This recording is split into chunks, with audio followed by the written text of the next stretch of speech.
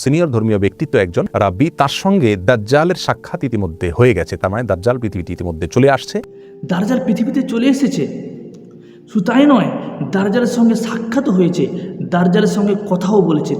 এইরকম একটা news viral হয়েছে। এই নিউজটা হচ্ছে ইসরায়েলি একজন বৈজ্ঞানিক, তিনি বললেন যে দাজ্জালের সঙ্গে আমার দেখাও হয়েছে, দাজ্জালের সঙ্গে আমার কথাবার্তাও হয়েছে। এই বার্তাটা এখন প্রচুর পরিমাণে ভাইরাল। এই নিয়ে শেখ আহমদুল্লাহ সাহেব কি বললেন, তিনার মুখ থেকে আমরা শুনবো। চলুন ভিডিও শুরু করছি। সম্পূর্ণ ভিডিওর মধ্যে আলহামদুলিল্লাহ ওয়াসসালাতু ওয়াসসালামু আলা রাসূলিল্লাহ ওয়া আলা আলিহি ওয়া আসহাবিহি ওয়া মান ওয়ালাহ, মা বাদ।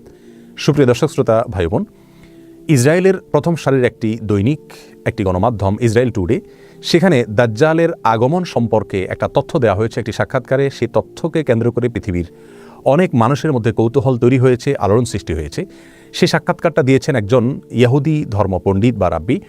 তিনি সেই সাক্ষাৎকারে দাবি করেছেন যে তাদের ধর্মীয় ব্যক্তিত্ব, সিনিয়র ধর্মীয় ব্যক্তিত্ব একজন রাব্বি, তার সঙ্গে দাজ্জালের সাক্ষাৎ ইতিমধ্যে হয়ে গেছে। তার মানে দাজ্জাল পৃথিবীতে ইতিমধ্যে চলে আসছে এবং এর মাধ্যমে তারা মনে করেন যে দাজ্জালের আগমনের মাধ্যমে তাদের বিস্তার ঘটবে, তাদের প্রভাব পুরো পৃথিবীতে প্রতিষ্ঠিত হবে। কারণ ইহুদি ধর্মমত অনুযায়ী তারা দাজ্জালের আগমনকে ইতিবাচকভাবে দেখে, তারা তাকে ত্রাণকর্তা মনে করে। তারা মনে করে দাজ্জাল আসার পর গোটা পৃথিবী তাদের কর্তলগত হবে।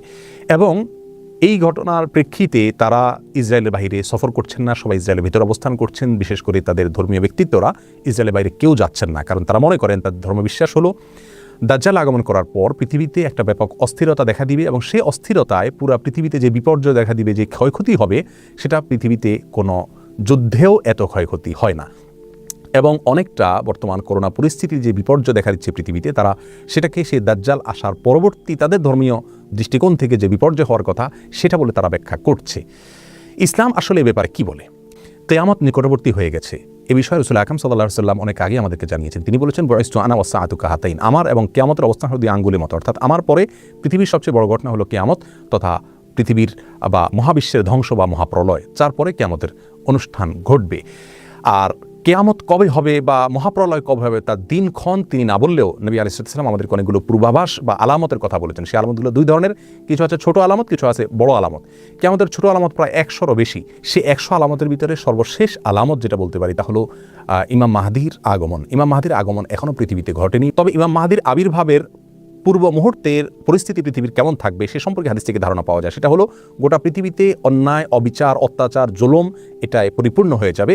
আর তখনই ইমাম মাহদির আবির্ভাব হঠাৎ করে ঘটবে এবং রাতারাতি তিনি গোটা বিশ্বের সুপার পাওয়ারে পরিণত হবেন এবং গোটা বিশ্বকে উল্টা মেরুতে নিয়ে যাবেন, ইনসাফ এবং ন্যায় দিয়ে পরিপূর্ণ করবেন।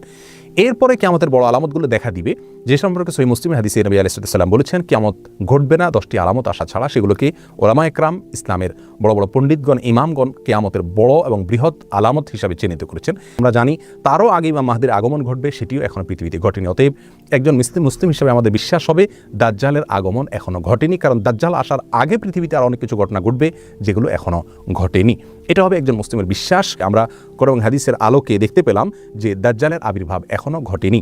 অতএব ইহুদিরা যেটা দাবি করছে সেটা অসত্য এবং বেঠিক।